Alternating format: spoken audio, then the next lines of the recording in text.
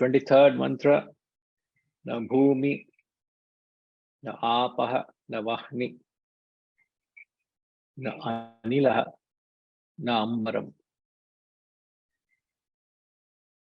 So in the 22nd mantra, he negated the body, the senses, the mind, the intellect. In this mantra, he is negating all the Panchabhutas, the space, air, fire, water, earth. As we understood, all these elements are matter, and it shouldn't matter. Don't give too much importance to it.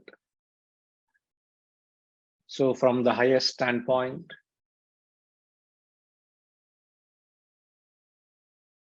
negate it.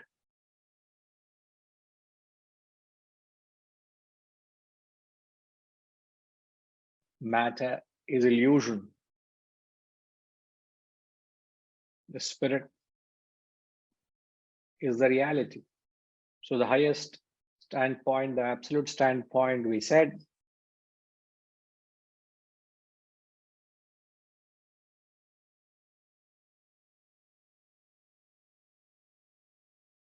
everything is part of the illusory world. Brahma Satyam Jagat Mithya. The world will not remind you of the reality. Just like how can the illusory snake remind you of the rope? How can the illusory mirage remind you of the hot sand or the hot desert? It can't, it cannot. So the world cannot remind you of Brahman, the reality. It's only illusion. And then we said from a relative standpoint, we have to negate that which doesn't remind us of the self, that which doesn't attune us to the self. Now, why are the elements being negated? Even though we use the elements to worship God, other day, last Gita class, we were talking about how we perform the ritual of fire worship, yajna. Yajna is a fire worship. It's a Vedic ritual. So of all the elements, space, air, fire, water, earth, this is the order of its grossness. The subtlest is space, and the grossest is earth. If you go from the subtlety to grossness, fire is the first element that is perceivable, that was seen. Since the fire is the first element that was seen, it was worshipped. So right from the early days, fire gave solace, gave comfort. It protected them in the wild, in the woods. So they used fire as a symbol of God. So you use these elements as a symbol, as an offering to the Lord. So when these elements, the elements are used to attune to God,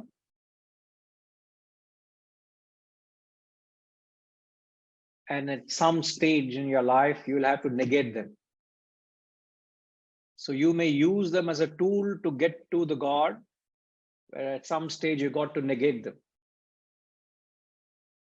You use fire, you use water, you use earth. All these elements are integral part of our prayer, isn't it? Any ritual you do, you use water, you use fire. Even when you do tarpanam, there is water use, isn't it? Every aspect of ritual, if it's a marriage, there's fire. There is cremation, there is fire. Everywhere there is fire. So you use, these are idols. Remember, idol only represents the ideal. Idol is not the ideal. Just to convey that strong point, give up your fanaticism to these idols, to these symbols of God. He says, I am not this. He says, there is no earth, there is no water, there is no fire. So he's negating it, he's dismissing it. Just to convey that idol is not the ideal. But yet we hold on to the various forms of idols. Fanaticism to the form. Just like a pole vaulter uses the pole to cross the bar, you cannot cross the bar without that pole. You cannot cross the bar with the pole. The pole vaulter has to let go of the pole at some stage. Similarly, you have to realize at what stage you have to let go of the idols so that you can reach the ideal. So when he says no water, no space, no air, etc., he's only suggesting that. Okay. Now, he gives other pointers, as I've said, to attune to the self and negate the non-self. So the next pointer he gives, he says, as is pure.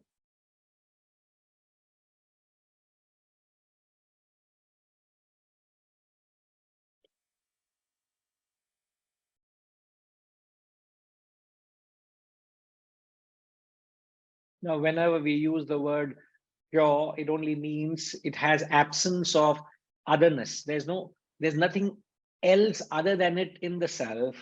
Since it has got nothing else in it, it is pure.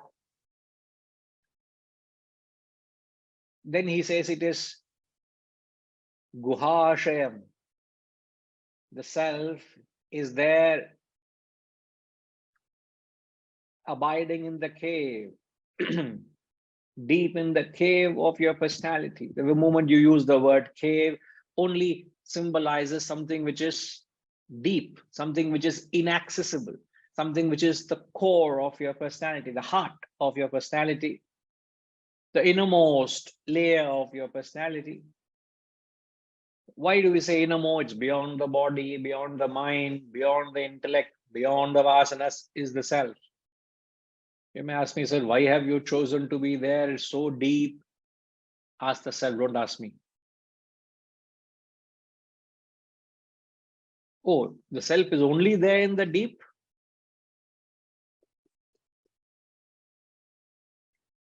How does it contradict? It is direct contradiction to the concept that God is all pervading.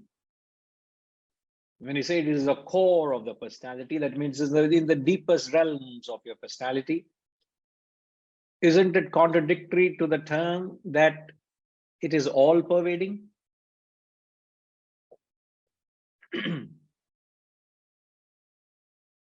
Now, what is the concept of, what is the idea when he says it is deep? It's not that it is not all pervading, it is all pervading, it is there everywhere.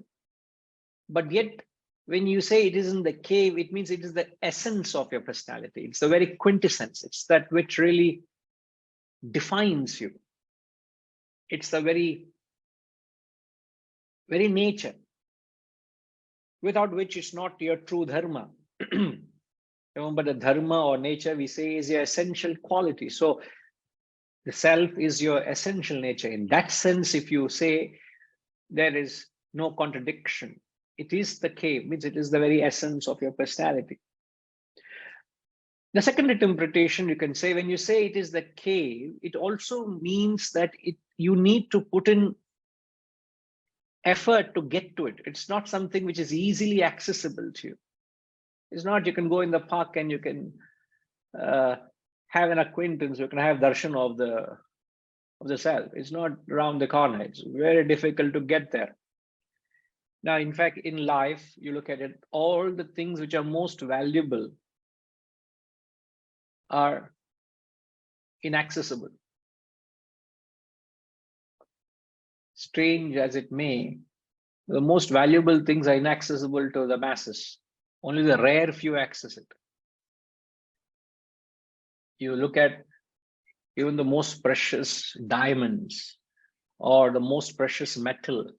It could be gold, it could be silver, it could be platinum, or any of these precious metals are, where are they hidden? Deep in the bowels of the earth.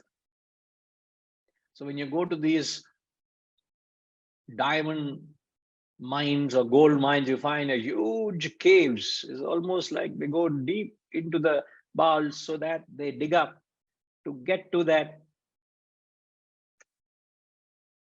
Understanding the madness of mankind, it went and hid itself there. But man is so mad, went deep into the bowels of the earth to search for that gold. Mad fellows. You don't want to go deep into yourself to search for the self. You want to go deep into the bowels of earth to get that. So the core is the self.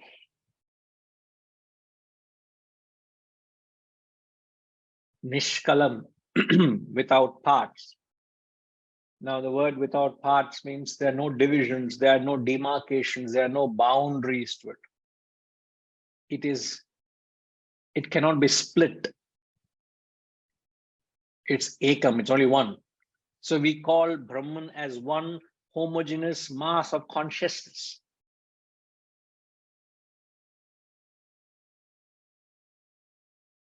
It can't have pockets of manifestations. It can't be divided. It is one and the same. It is the all-pervading one homogeneous mass of consciousness.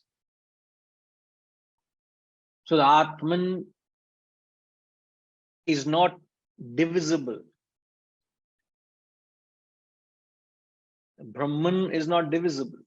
So the walls of your personality cannot divide Brahman. Just like the walls of your own house cannot divide space. Space is indivisible.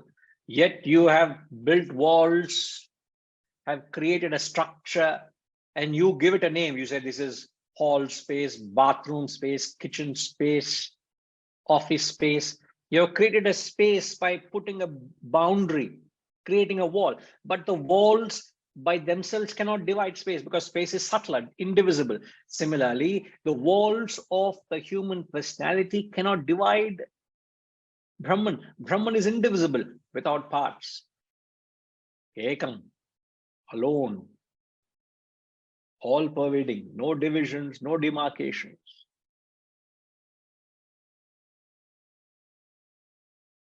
Non-dual means it is not two, it is one. Samasta Saksham, it is witness of all. Why he says witness of all? Just to differentiate, when you are a witness to certain aspect of your life, it becomes the path. But when you are witness to all that's happening around you, it becomes the goal. You reach the goal. So when you are witnessing certain things that happen in your life, aren't you? When you say you're witnessing, it means you are not drawn into a debate. You're not drawn into an unnecessary, you don't react to the world. You don't participate in the happenings. You are a sakshi. So many things are happening. You stand apart and say, no, I am not interested in it. Not because you have no vasana. So you can either be not interested because you have no vasana to it. Okay, you say, other day somebody was asking, what is happening in football? I'm sorry, I don't know what's happening. Oh, so much is happening. World Cup, Qatar. Yeah, I know it's happening. But what's happening? I don't know what's happening. I am a witness to it because I have no vasana for it. I'm not talking of that kind of witness. And what kind of witness are we talking about?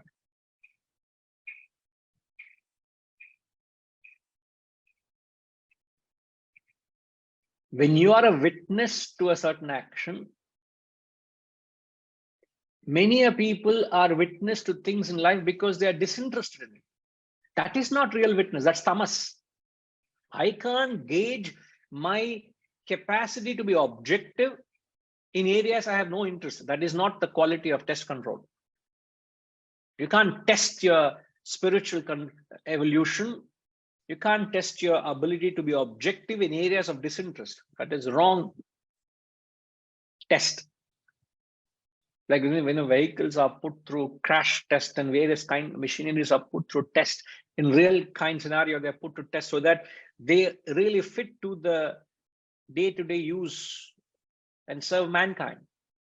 You want to really test how much witnessing you are, how much objective are you really a witness, sakshim. You can't practice in areas of disinterest. People make a mistake in evaluating themselves in that area. So you have to measure your areas of witness where? In areas of where you have an interest, where you have a value. And then tell me, I understand its futility. I have an appreciation for it. I know what it is, but I understand its hollowness. It's not worth getting carried away. When you develop that kind of an attitude and you see the futility in that activity, you're able to stand apart from that activity and not get carried away. That is the acid test. If you are getting carried away with something, if you get excited, if you get affected, that is a sign of getting involved or attached. Then how can I say I'm practicing objectivity? How can I say I'm being a sakshi? I'm sure you'll all agree that the most difficult thing to practice sakshi is sakshi to your spouses.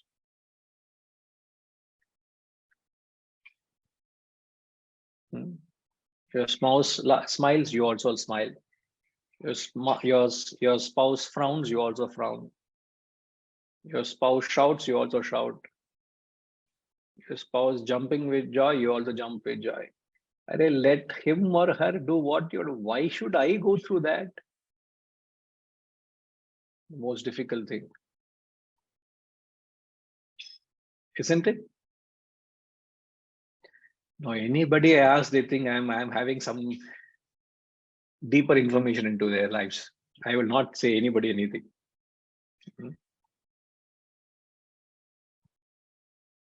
Sakshi is to look at their lives and say, me and you are separate. Sakshi is to separate yourself, segregate yourself, isolate yourself from the happenings while you are midst of it. This is the complete definition. Sakshi is to isolate yourself, is to separate yourself while you are amidst it. You can be with the family, you can be with your work, you can be in the marketplace, yet you are isolating yourself from the happenings in the marketplace.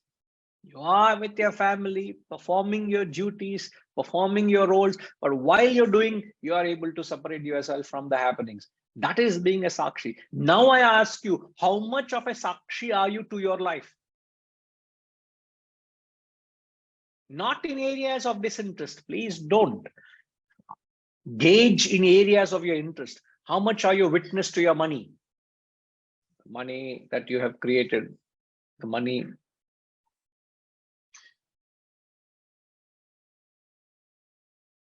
the stocks are depreciating.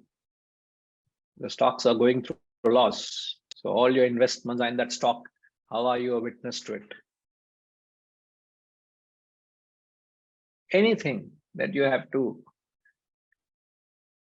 evaluate, the acid test is, you must be in it. So samasta sakshim. Now, one is to be a witness to certain actions, which we all are, and this is the exercise or the acid test we have given is to evaluate yourself in areas where you are interested.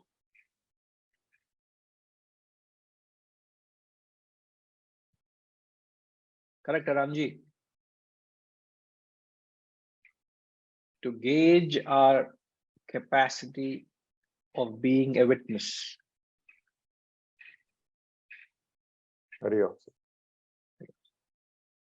Yes, sir. It is our ability to witness things in which we are involved and which is happening around us, in which we are interested, in which we are vasana. So separating ourselves from those happenings, but at the same time playing your role. And so that is what is. So if the stock market is falling, you may take some actions to prevent your losses, but whether you make loss or profit, you will be still, you will remain neutral to that. You will remain a witness to that, and you won't take it to your heart. Correct. Don't take it to heart. You're able to take a step back. You don't jump into conclusions. Right.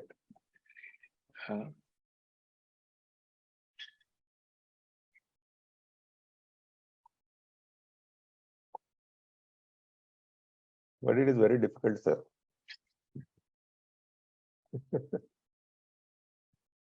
There are areas where you're able to practice, isn't it? Yes, yes. Like let's say somebody is disreputing you. Oh, Ram, oh, I know that fellow. Huh? Not a straightforward fellow. Some old colleague of yours is trying to spread rumors about you in your friend circle. When that news comes to you, how would you react to it? You may say, oh, that fellow never understood me. So I'm not surprised that that fellow is trying to be a little cheeky and trying to gain some kind of trying to fulfill his hidden agenda in it. I will not worry about it. You will not have sleepless nights over it. Would you? No. I'm just throwing an example, sir. Just pardon me for saying that. No, you can react in two ways. One is what you just described, that you won't respond, you won't react to it, and you will think that because of your reaction is not to react.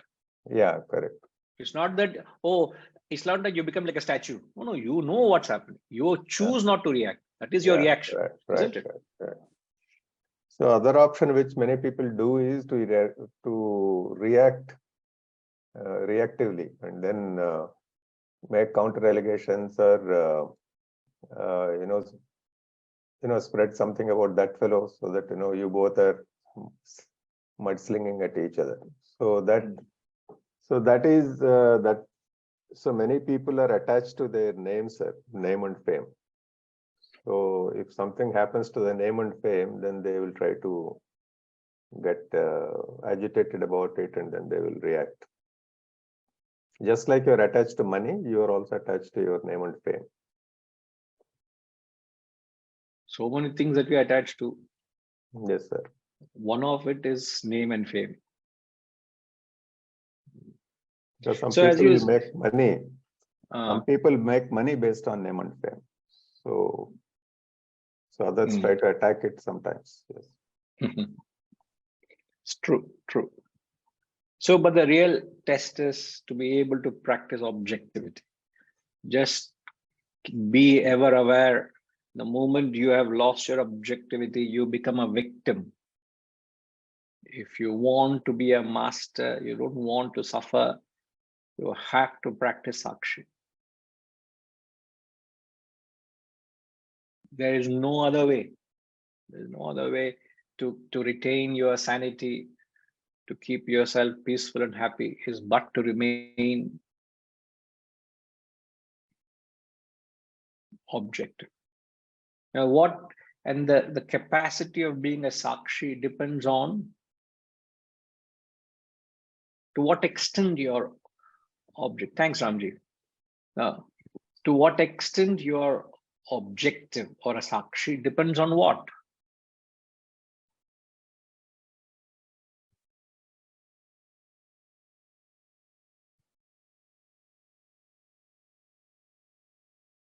Shantima. Why is US, Samita, Lakshmima, Haresh all are in incognito mode today? Hari Om, Guruji. Hari Om. No, you can't answer why they are incognito mode, but you can answer the earlier question. The question is? To what extent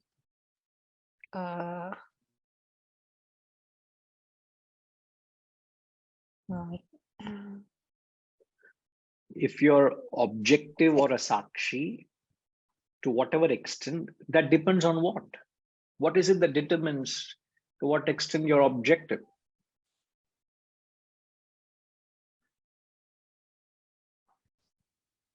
Depends on my intellect.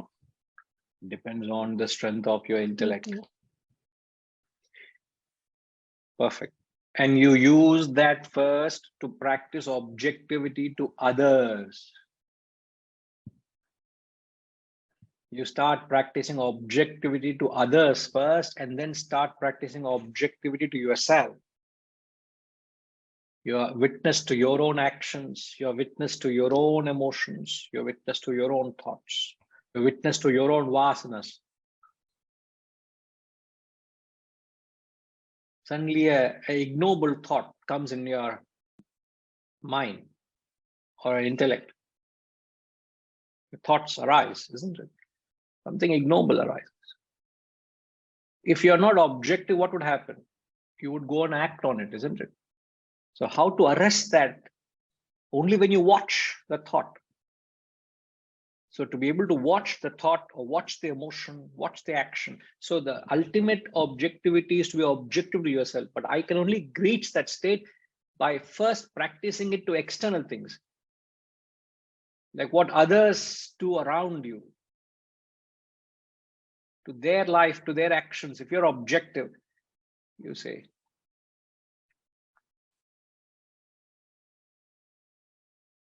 I'm separate. So now I've bound myself to the external thing. It's far more difficult to be objective to yourself. Far is almost impossible. If I don't practice objectivity to you, how can I practice objectivity to myself?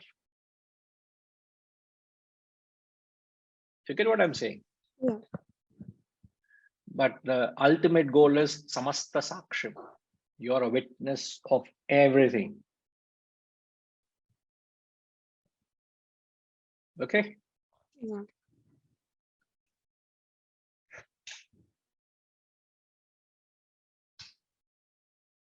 Sadasadvihinam, without existence and non-existence, is beyond existence and non-existence. Existence and non-existence are intellectual concepts.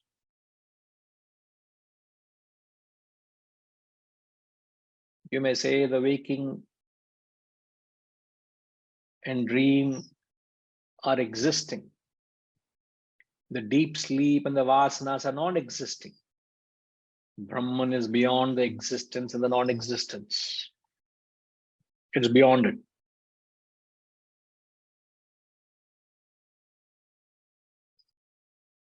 One attains that pure nature of the Supreme Self.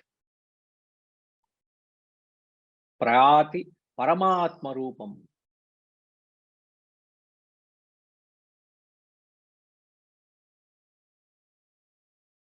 Now, Paramatma or Atma, one and the same. Don't mistake it. There are schools of thought that say there's superior self and inferior self. There's nothing like that. Self is only one, as we learned, is indivisible. It's one and the same. So it is, there's no grades of self. Different terms suggesting only one truth or the reality. Okay. Yes, Hariji.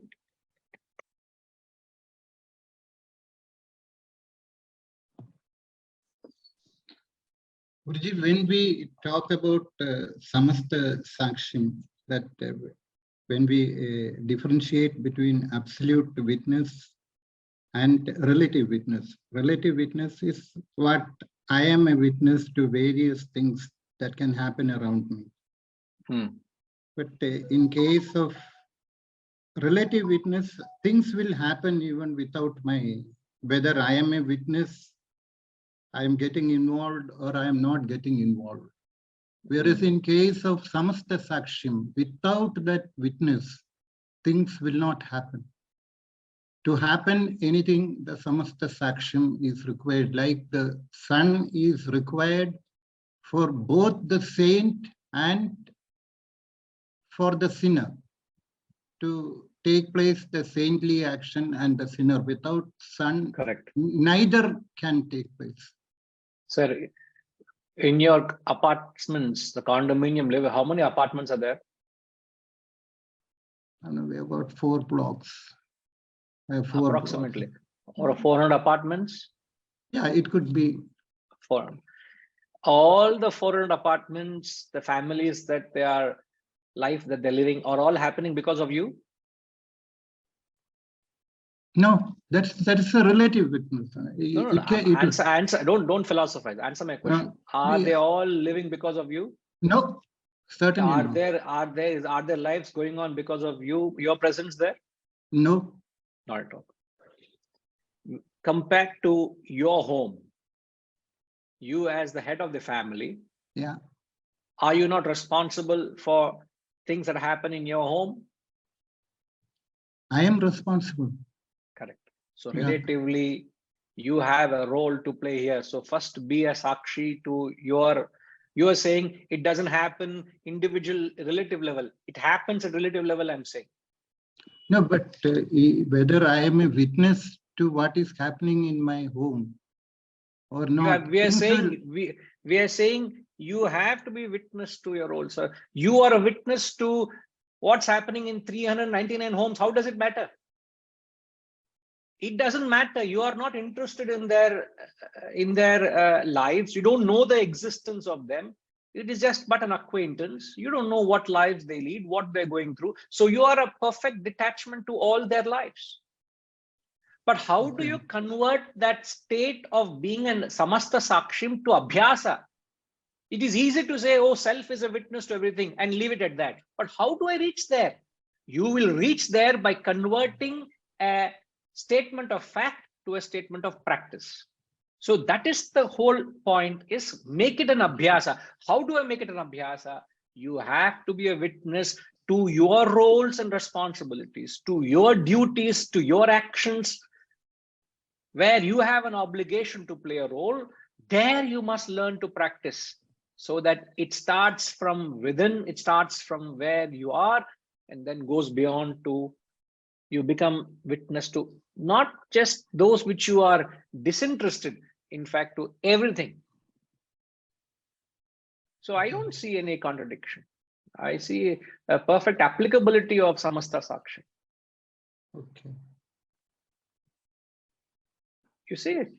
Yeah. I know that you don't see it. But No. My question was, without the samasta saksham, nothing in this world will happen.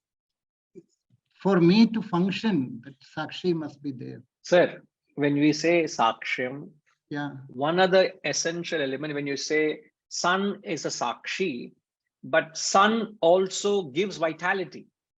Yeah. It gives radiance. By its presence, everything bristles into action. So it is doing its duty, isn't it? Yeah, sure. While it is doing, it remains a witness. Yeah. Exactly the same way. You have to be responsible for your organization to run, for your families to run, to perform your roles. You're responsible. But while you're performing or playing those roles, you have You can either choose to be involved, or you can choose to be Uninvolved. detached. Yeah, did. The choice is yours. Yeah, We're only saying it can only be practiced where you have to perform your dharma. When you have no interest in something, how can I gauge my objectivity or sakshi bhava to something I have no interest or value for? I cannot. I took the example of football. yeah. I am neither interested in it, nor excited about it, nor bothered about it. How can I say I'm detached to it? Has no meaning. Okay. I should, sir. In fact, if you have to ever gauge your capacity of renunciation or detachment, Yeah. remember there's a checklist we have given. All of you got the checklist with you? If you want to gauge your capacity of your detachment, or have you really renounced it, there's a checklist. Again, I'm only expanding what I've just mentioned, that you must gauge your witness objectivity in areas of your interest. Okay. Yeah. Now I'll explain, Hariji. Okay. Okay. I Now, have one more. Let me clarify. Let me complete this and I'll come to you again. Yeah. Okay. Okay. Yeah. Now the checklist is, the first thing is you must have a desire for the object. The fundamental thing. The first thing is you must have a desire for the object. Second is the object must be available. You must have the desire for the object. Second, the object must be available. Third, you have the capacity to procure the object. Third, you have the capacity to procure the object. Fourth, you have a capacity to enjoy the product object.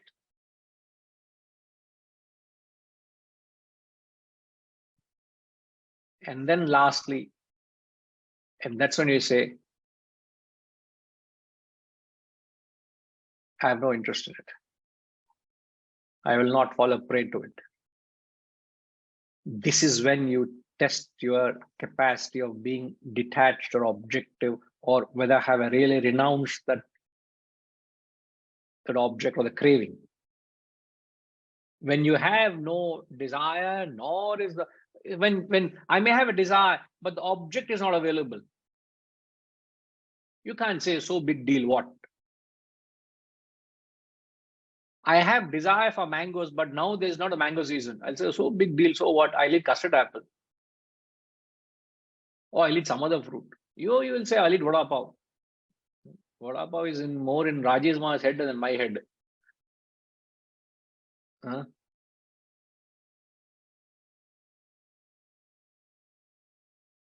You must have the desire, the object must be available. You must have the capacity to procure the object, enjoy the object, and then say, no, thank you. Put all this into the equation and then evaluate yourself.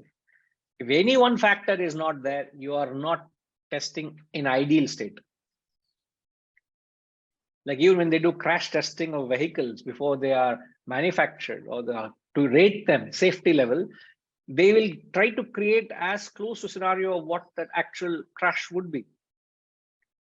So whether is this worthy of, if you have an actual crash, will you survive? Will the passenger survive?